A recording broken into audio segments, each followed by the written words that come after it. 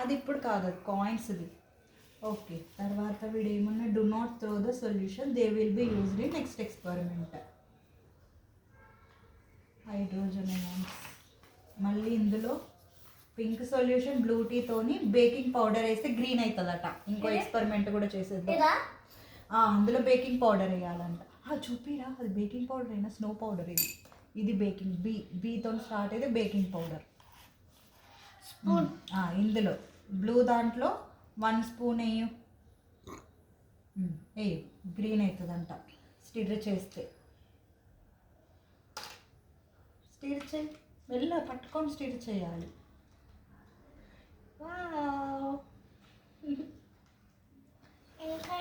మళ్ళీ green pink mix చేస్తే ఏమొస్తుంది? అప్పుడు ఫిజ్ అవుతుందట. చూడు, చెయ్యి చెయ్యి చెయ్యి ఫాస్ట్గా చెయ్యి.